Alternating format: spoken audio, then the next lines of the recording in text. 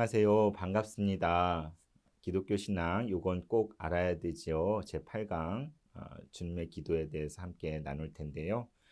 이 시간에 먼저 찬양을 한 곡 같이 나누고자 합니다.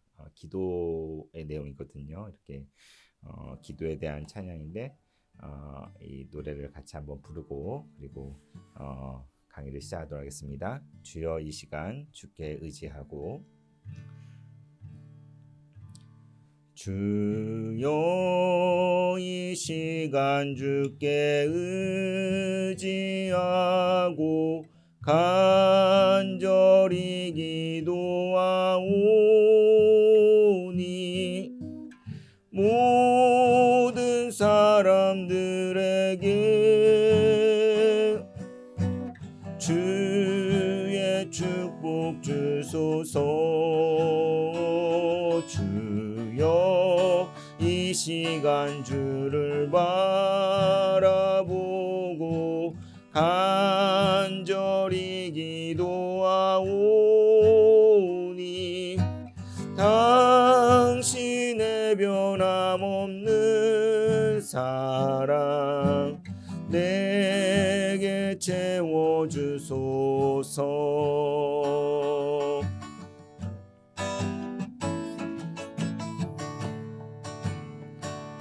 주여 이 시간 주께 의지하고 간절히 기도하오니 모든 사람들에게 주의 축복 주소서. 주여 이 시간 주만 바라보고 간절히 기도하오니 당신의 변함없는 사랑 나를 바꿔주소서. 당신의 변함없는 사랑 내게 채워주소서. 당신의 변함없는 사랑 나를 바꿔주소서. 나를 바꿔주소서.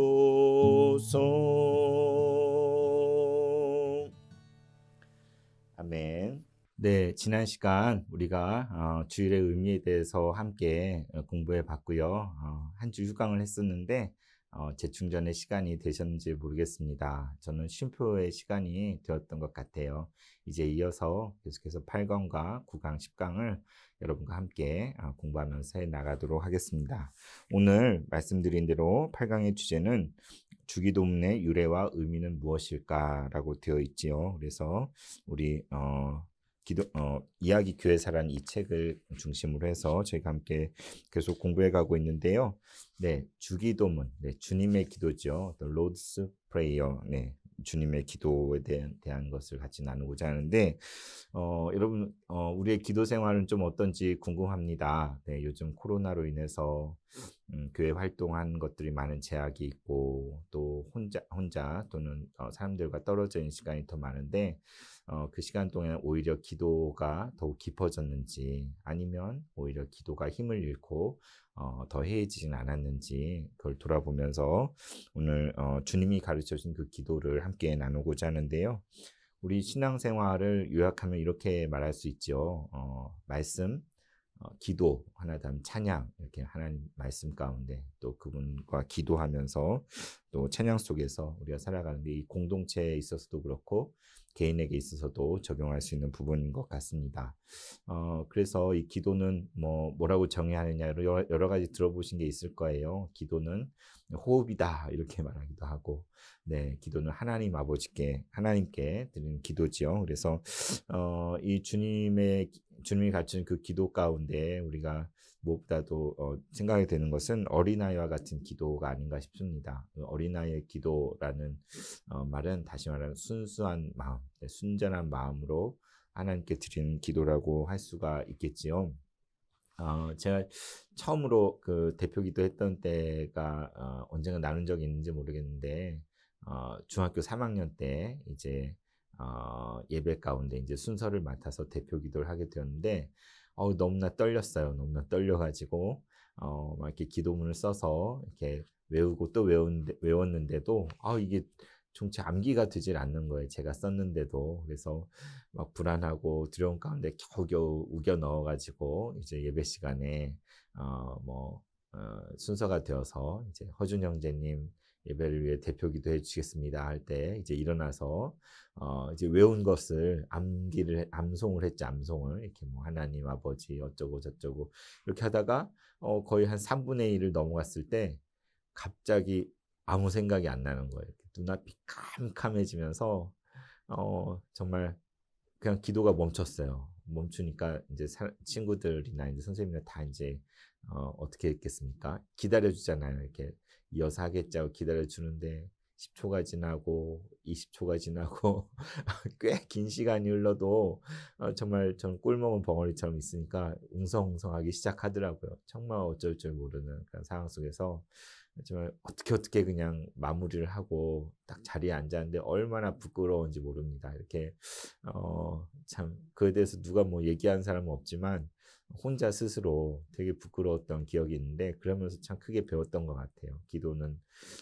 다른 사람들에게 보이기 위해 하는 게 아니고 그냥 멋있는 말을 하는 게 아니고 하나님 아버지께 정말 있는 모습 그대로 순수한 마음으로 고백하는 것인데 참 그렇지 못했던 것 같더라고요. 그래서 그랬던 첫 경험이 이제 늘 생각이 나는데 우리가 이번 강의를 통해서 이렇게 배워가고 있는 것들이 쭉 있죠. 성경에 대해서 또 사도신경과 같은 신앙 고백에 대해서 그리고 세례와 또 성만찬에 대해서 또 주일에 대해서 또 절기에 대해서 이런 것들을 하나하나 공부해 가는데 오늘 이 시간에 주기도문 그리고 다음 시간에 십계명인데요. 여러분 이 주기도문과 사도신경과 십계명 어떻게 생각하십니까? 여러분 이걸 잘 소화하고 계시고 내면에 잘 간직하고 계신지 모르겠어요. 이렇게 우리가 성경책을 딱 펼치면 표지에 맨 앞에 뭐가 있죠?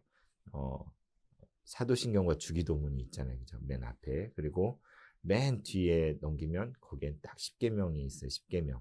그래서 야 이거 참 여기가 애매한 부분인데 여기다가 이렇게 그냥 보기 좋으라고 주기도문이 있고 사도신경이 있고 또 십계명이 앞뒤로 있나 보다 생각할 수 있겠지만 성경의 앞뒤 페이지를 장식하는 게 주기도문과 사도신경과 십계명이라면 이건 정말 중요한 의미를 띠고 있는 거죠.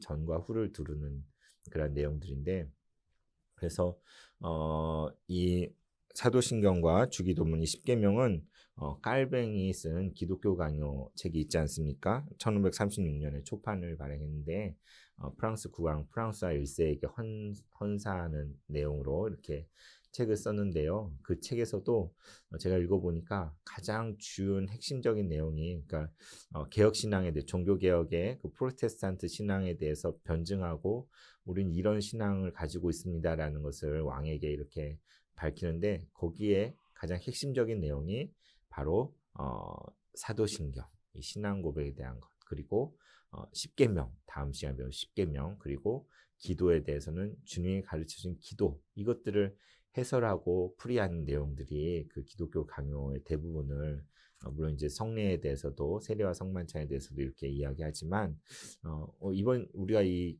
이야기 교회사 시간에 다루는 그 주제들이 사실 그 책에 다 나와 있는 내용들이죠. 그래서 그만큼 우리 기독교 신앙의 가장 기본적인 것들을 구성하고 있는 것들 신앙 고백 우리의 신앙의 고백으로서의 사도신경 또 하나님의 율법 말씀으로서의 삶의 원칙으로서의 십계명 그리고 하나님께 기도하는 기도 생활을 하는데 주님이 가르치는 기도로서 수많은 기도가 있지만 주님이 가르치는 기도로서 주님의 기도, 주기도문 이러한 것들이 어떻게 보면 우리 신앙의 ABC를 구성하고 있는 것들이라는 걸 말씀드리고 싶습니다. 그렇다면 정말 우리가 신앙생활을 짧게 했건 길게 했건 오래 했건 또 연륜이 깊건 아니건 간에 우리가 매일의 삶 속에서 정말 이 주기도문과 사도신경과 십계명이 늘 되새겨지고 우리의 중심의 신앙의 핵심으로서 역할을 하고 있는가라고 생각하면 정말 잊어먹고 살 때가 많잖아요. 잊은 채로 그냥 습관적으로 그냥 때 되면 그냥 암송하고 또 예배 시간 그냥 하고 지나가는 그러한 것으로 여길 때가 많지 않습니까? 그래서 이 시간에 주님의 기도에 대해서 주기도문의 유래와 의미에 대해서 함께 공부하면서 다시 우리의 기도 생활을 돌아보고 새롭게 하는 시간이 되었으면 좋겠습니다. 그래서 먼저 주기도문의 유래와 의미에 대해서 이 책의 내용들을 따라서 함께 나아가고자 하는데요. 누가복음 11장 1절에 이렇게 얘기하죠. 제자들 가운데 한 사람이 와서 우리에게도 기도를 가르쳐 주옵소서. 주님, 저 세례 요한의 제자들은 세례 요한이 가르친 기도로 기도하는데 우리들에게도 어떻게 기도하는지 기도를 가르쳐 주옵소서라고 간청을 하지요. 또 마태복음 6장 9절에 보면 예수님께서 너희는 기도할 때에 이렇게 기도하라 말씀하시면서 예수님께서 기도를 가르쳐 주십니다. 그래서 어떻게 보면 우리가 주님께 간구하고 이렇게 요청하고 주님 어떻게 기도해야 맞습니까? 우리 하나님께 기도 생활을 제대로 하기 원하는데 무엇을 구해야 합니까? 할 때 주님께서 가르쳐 주신 기도가 바로 주님의 기도지요. 그래서 초대교회 가운데 교부였던 터툴리안은 이렇게 말했다고 합니다. 주기도문은 무엇이냐? 바로 전체 기독교 복음과 도덕의 요약과 같다. 그러니까 우리 신앙, 우리의 기독교 신앙의 모든 것들을 아우르는 그러한 그 복음이며 그 도덕, 그 윤리의 요약이 바로 주기도문이다라고 이렇게 평가를 하였다고 합니다. 그래서 이미 말씀드린 대로 이 주기도문은 다른 누가 쓴 것이 아닌 바로 우리 예수님 자신으로부터 유래한 예수님 자신의 말씀으로부터 유래한 것이 바로 이 주님의 기도지요. 그래서 성경 속에서 주기도문의 본문을 확인할 수 있는데요. 두 군데에 나오죠. 누가복음 11장 2절에서 4절에 나오고요. 또 마태복음 6장 9절에서 13절에 나옵니다. 우리보다 친숙한 주기도문 본문 내용은 마태복음이겠죠. 그죠? 누가복음에는 앞서 말씀드린 대로 제자들의 요청에 대해서 예수님께서 기도를 가르쳐 주시는 그러한 맥락 속에 이 말씀이 나오는데 3절로 된 짧은 본문이에요. 그리고 그 간구의 내용을 보면 5개의 간구로 이루어져 있습니다. 네, 5개의 간구로 이루어진 짧은 본문을 가지고 있는 게 누가복음에 나오고요. 여러분 시간 되실 때 한번 찾아보셔도 좋을 것 같아요. 그다음에 마태복음 6장에 나오는 긴 본문이 있는데 이것은 예수님 산상수훈의 말씀을 쭉 이렇게 하시는 가운데 기도와 구제에 대한 가르침, 참된 기도가 무엇이고 참된 구제가 무엇인지에 대한 가르침을 주시는 그 가운데에 주님께서 너희는 이렇게 기도하라 하면서 가르치시는 그 맥락 속에 이 본문이 자리하고 있지요. 그래서 긴 본문입니다. 그래서 이 기도가 33 이렇게 앞에 3개, 뒤에 3개 이렇게 33 6개의 기도문으로 보기도 하고 마지막 간구를 쪼개서 7개의 간구로 이렇게 이해하기도 합니다. 그래서 이와 같이 성경 속에는 주님이 가르치는 기도가 누가복음의 짧은 본문이 있고 또 마태복음의 긴 본문이 있어요. 그리고 또 초대교회 12사도의 가르침으로 일컬어진 디다케의 이 주기도문이 나오거든요. 이 주기도문이 나오는데 거기에는 송영이 포함되어 있는 것이죠. 이렇게 권능과 영광이 나라와 권능과 영광이 영원히 하나님의 것입니다. 이러한 송영이 이 디다케에는 또 붙어 있어요. 그러니까 마태복음이나 누가복음 나와 있지 않은데 그래서 그리고 후대의 마태복음서 필사본에 이 송영 부분이 또 첨가되어 있는 것들 책에 이제 나와 있는데요. 그래서 우리 성경을 보면 예수님이 이렇게 기도하라고 가르쳐 주실 때 마지막 이 송영 부분은 가로로 처리되어 있는 것을 볼 수 있을 것입니다. 그러니까는 마태복음에 보다 이전 시대 필사본에는 이게 없는데 이후 시대의 필사본에 이 송영이 들어가 있어서 그것을 가로로 이렇게 표시를 한 것이죠. 그래서 역시 성경은 역사적으로 또 공동체 가운데 이렇게 전수되고 내려온 것이라는 것을 우리가 이 대목에서도 확인할 수가 있습니다. 그래서 아니 주님이 가르치는 기도는 하나일 텐데 이렇게 누가복음에 나오는 주님의 기도가 짧고 또 마태복음에 더 길게 나오고 또 디다케에는 송영이 포함돼서 나오고 이렇게 차이가 나는 이유가 무엇일까요? 라고 물을 수 있겠죠. 이 책에서는 뭐라고 하냐면 그 이유는 이 누가복음과 마태복음 그리고 디다케가 사용되어질 때, 쓰여질 때 각각 그것을 포함하고 있는 공동체의 삶의 자리가 반영된 결과로 이러한 차이들이 있는 것 아닌가라고 이렇게 책에서는 이야기를 합니다. 그래서 성경 복음서 그대로 이렇게 그러니까 사복음서 가운데도 이렇게 예수님의 행적 가운데 차이가 있잖아요. 차이가. 그래서 우리도 만약에 가령 아브라함 링컨에 대한 전기를 쓴다고 할 때 그 곁에서 지켜보았던 같은 정말 사람이 있을 것이고 또 가족이 있을 것이고 또 그를 후대에 이제 아브라함 링컨에 대해 쓰고자 하는 어떤 사람이 있을 수 있잖아요. 그때 그들이 발췌하고 또 더 주목하고 쓰는 바에 따라서 이렇게 어느 부분이 들어가기도 하고 빠지기도 하고 또 같은 내용인데도 이렇게 어투가 좀 다르기도 하고 그럴 수 있지 않겠습니까? 그런 것처럼 마태복음, 마가복음, 누가복음 그리고 요한복음은 동일한 예수님에 대한 그런 생애와 또 그분의 정말 하나님의 아들이신 걸 증거하는 복음서인데 서로 이제 참고하는 것도 있겠죠. 그런데 그것이 차이가 날 수밖에 없는 것, 차이가 어느 것에 관점을 이렇게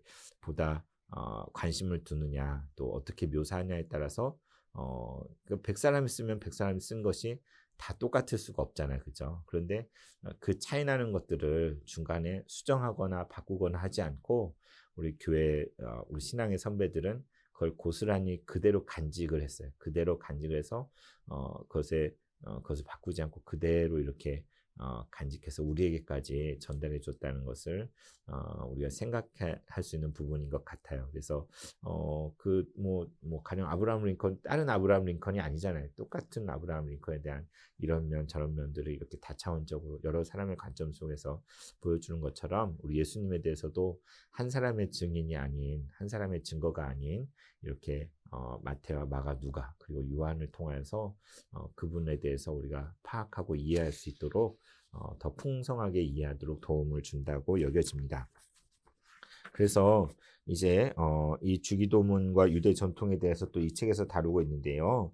네, 이 주님이 가르친 이 기도가 그냥 하늘에서 뚝 떨어진 것이냐 할 때 예수님도 유대인이었고 그 유대 전통 속에 그 기도의 맥락과 어떤 닿는 점이 있지 않을까 그런 인식들, 그런 이해들이 많이 일어나고 있다라고 이 책에서 얘기하는데 그럼에도 불구하고 이 주기도문은 유대교의 전통적인 기도와 정말 본질적으로 차원이 다르다라는 것이 이 책이 말하는 것이죠.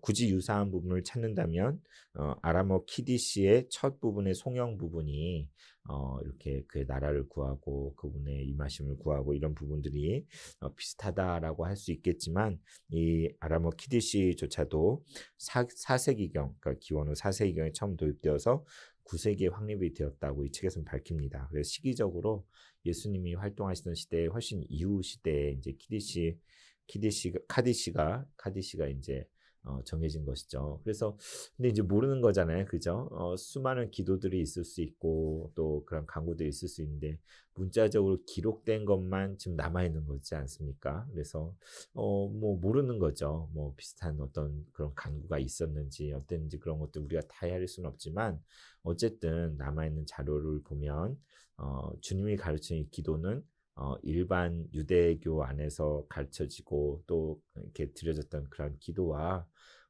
정말 본질적인 면에서 이렇게 차원이 너무나 다르고 큰 파격에 가까운 그런 기도라고 말할 수 있겠는데요. 그래서 신학자 예레미야스는 주기도문이 유대교와 구별된 독특성에 대해서 세 가지로 정리를 했다고 책에서 이야기합니다. 첫째는 그 호칭이죠, 호칭. 단순하고 직접적인 아빠, 네, 발음도 우리랑 똑같아요. 아빠, 그러니까 하늘에 계신 우리 아빠 이렇게 하나님을 불렀어요, 그죠? 이런 호칭은 정말 거의 유일무이한. 그러니까 뭐 유대교에서도 하나님을 아버지로 비유하는 맥락이 있을 수 있지만 이 아빠라는 표현을 써서 하나님을 지칭한 그런 기도는 없는데 예수님은 정말 너무나도 친근하게 또 너무나 가까운 그냥 우리가 흔히 아빠라고 부를 때 그런 심정으로 하늘에 계신 하늘에 있는 우리 아빠 이렇게 간구를 하셨다는 것이죠. 그리고 예수님의 기도는 그 형식과 내용을 볼 때에 매우 간결하고 또 함축적이어서 이에 대한 해석이 여러 가지로 열려 있다라고 예레미야스는 이야기합니다. 그리고 그 주님의 기도의 주된 모티브가 종말론적인 그런 경향을 띠고 있다라고 이렇게 주기도문의 독특성을 설명하고 있습니다. 그래서 이제 역사 속에서 이 주기도문이 어떻게 쓰여왔는가 그거를 이 책에서 이야기하는데요. 교회 역사 속의 주기도문을 살펴보면 초대교회 디다케에서는 이렇게 가르친대요. 이렇게 하루에 몇 번이요? 3번. 아침, 점심, 저녁이겠죠.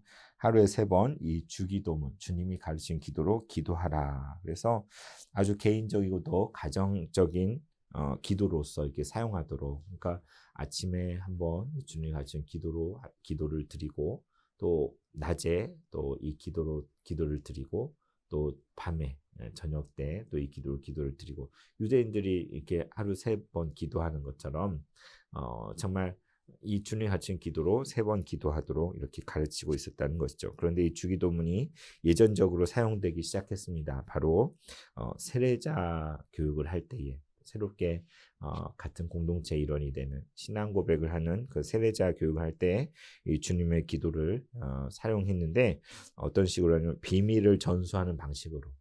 그러니까 그냥 안 믿는 사람에게 주기도문을 노출시키진 않았어요. 믿지 않고 아직 훈련 중에 있는 사람들에게 주기도문을 그냥 아무렇게나 하지 않고 정말 이제 세례를 받기로 결심하고 또 그 신앙을 고백하는 그 단계에 있는 그들에게 비밀을 전수하는 것처럼 우리 정말 그 세례받은 자들이 우리가 함께 드릴 수 있는 기도로서의 그 주님의 기도를 은밀하게 이렇게 가르치는 방식으로 이렇게 했다는 것이죠. 그래서 이 세례자 교육, 앞서 사도신경이 신앙 고백으로서 사도신경이 세례 교육에 활용됐다는 것처럼 그리고 세례 교육을 통해서 이제 세례를 받게 되고 정식 공동체 일원이 되는 그런 과정이잖아요. 그래서 그 모든 것에 이 주님의 기도와 또 사도신경과 또 세례가 같이 엮어져 있는 것을 보게 됩니다. 절기로서는 이제 부활절도 같이 연관시켜 볼 수 있겠죠. 그리고 이제 세례자 교육뿐만 아니라 성만찬 예배에서 성찬 전에 식탁기도로서 주님의 기도를 드렸다라고 가르쳐주고 있습니다. 그러니까 성만찬 예배는 언제 드립니까? 매 주일마다 그 초대교회가 매 주일마다 성만찬 예배를 드렸잖아요. 그러니까는 이 주기도문이 단순히 세례 입교하는 그 현장에서 정말 그때 딱 가르쳐주고 끝나는 것이 아니라 이제 세례받은 이후에 정식 교인이 되어서 공동체 일원이 되어서 이제 매주일 그 성만찬 예배를 드리는데 그 가운데 핵심적인 내용이 그 가운데 문을 여는 기도가 바로 주님이 가르치는 기도였다는 것이죠. 그래서 6세기 중반쯤 되어서는 이 주기도문이 복음서, 예수님을 가르치는 복음서와 또 신조 다음으로 가장 중요한 것으로 간주되었다고 합니다. 그래서 이 주기도문이야말로 하나님 자녀만이 드릴 수 있는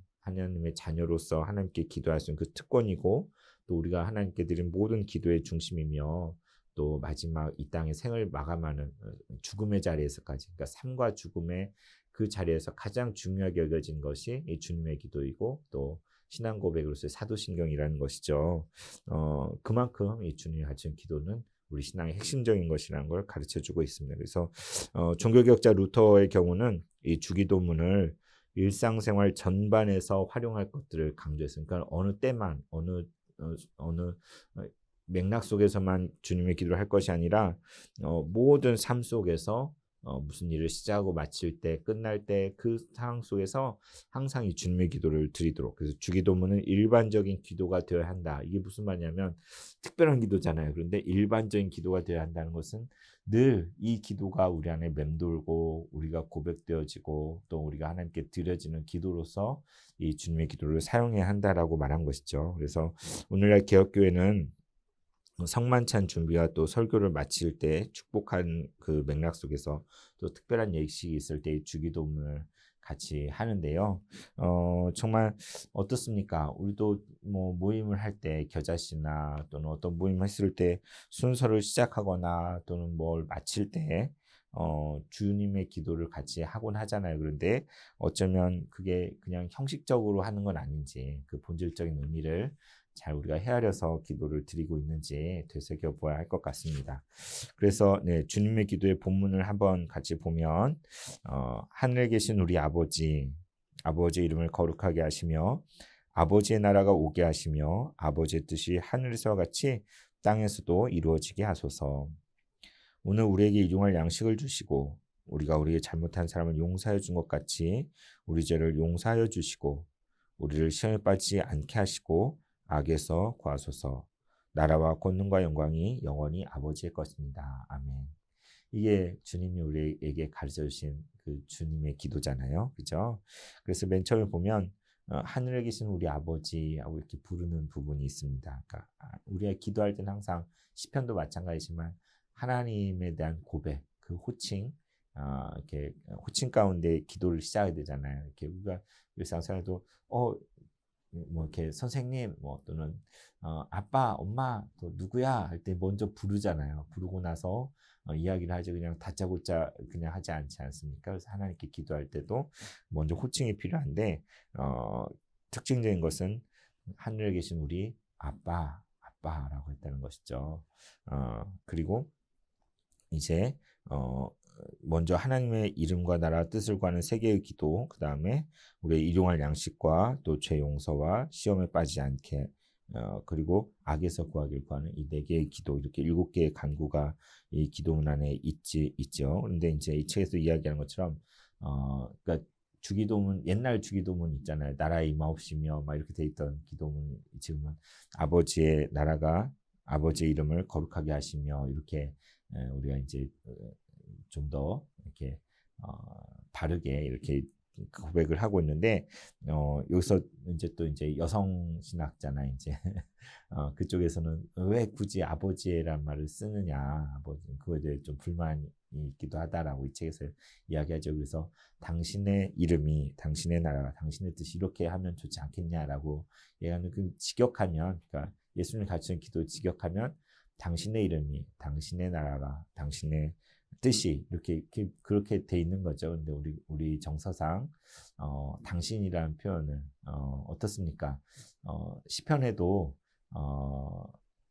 당신이, 그러니까 그러니까 영어 성경 you로 나오는 이렇게 당신, 하나님, 당신이 어쩌고저쩌고 이런 부분들이 꽤 많아요. 그러니까 뭐 직역을 하자면. 그런데 우리 어법상 당신이라는 말은 이제 3인칭 이렇게 칭에 당신을 쓰지만 자칫하다 2인칭에서 당신 쓰면 이게 싸움이 날 수도 있잖아요, 그렇죠?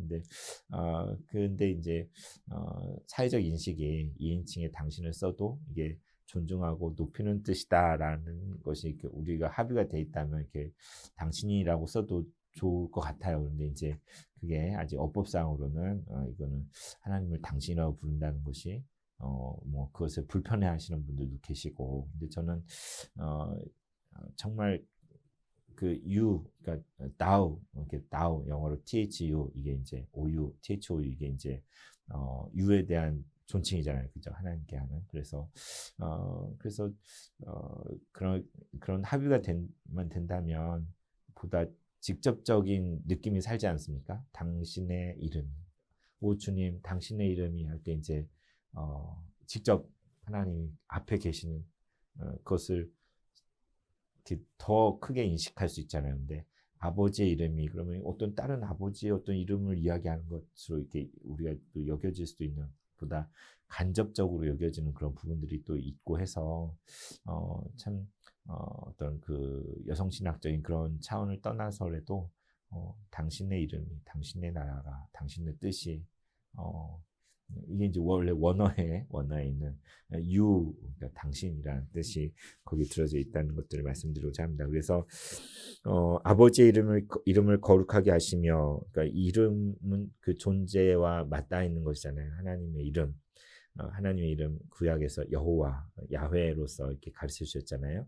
나는 스스로 있는 자 아니라 그랬는데, 그러니까 하나님 존재론적으로 아버지의 이름이라는 것은 그 이름 자체가 사실 거룩하잖아요. 하나님 자체가 거룩하신데 그 이름이 거룩하게 하시며, 우리가 이렇게 안 한다고 하나님 거룩하지 않은 게 아니죠. 그런데 존재론적으로 정말 그분에게 합당한 그 거룩함을 돌려드리는 간구이고, 아버지의 나라가 오게 하시며, 이 나라라는 것은 통치권, 다스림, 영역을 이야기하는 건 아닙니까? 그래서 하나님의 다스리심, 하나님의 통치하심, 그분의 임재하시고 다스리시는 그것을 인정하는 그런 고백이고, 세 번째로 아버지의 뜻이 하늘에서 같이 땅에서 이루어지게 하소서. 그래서 하늘이 나오고 땅이 나오지 않습니까? 그런데 이제 아버지의 뜻이라고 할 때 그 섭리와 역사로서 그러니까 어떤 역동적인 맥락이 여기에는 이제, 그러니까 우리 삶의 모든 정적이고 동적인 모든 것들을 아우러서 그 가운데 아버지의 나라가 또 아버지의 뜻이 임하고 또 이루어지는 것들을 기도하는, 이 우리의 기도가 되어야 되는 게 마땅하지 않습니까? 그것을 우리 주님께 가르쳐 주셨고, 이제 네 번째, 오늘 우리에게 일용할 양식을 주시고, 일용할 양식은 우리 삶의 모든 필요들, 정말 우리가 부족한 게 많잖아요. 그런데 그 모든 필요들을 하나님께 간구할 수 있다는 것을 우리 가르쳐 주심과 동시에 하나님께서 우리의 부족함을 채워주시는 공급자 되심을, 그분을 그런 하나님을 신뢰하도록 하는 그러한 간구라고 할 수가 있습니다. 그다음에 다섯 번째로, 우리가 우리의 잘못한 사람을 용서해 준 것 같이 우리 죄를 용서해 주시고. 이 부분 여러분 어떻게 느끼십니까? 되게 그쵸, 그 여기 간구 자체는 되게 조건적으로 이렇게 쓰여져 있잖아요. 우리가 다른 사람을 용서한 만큼 하나님 용서해 주세요. 우리가 다른 사람을 용서하지 않았으면 우리 용서 못 받는 거 아니에요, 그죠? 그래서 큰일 났네 하는 마음이, 우리 마음에 확 닥쳐오는 게 사실입니다. 그런데 이제 표면적으로 이게 조건적인 용서를 구하는 것처럼 이렇게 우리가 근데 우리의 행위대로 우리가 구원받은 게 아니잖아요, 그죠? 우리가 다 다른 사람을 용서했기 때문에 하나님께 용서받은 게 아니잖아요, 그죠? 성경이 가르치는. 그래서 이것을 우리가 다시 본다면 두 가지로 또 이해할 수 있는데, 정말 하나님의 용서를 경험한 사람이라면 그런 필연적으로 다른 사람 용서하지 않을 수 없다라는 것들.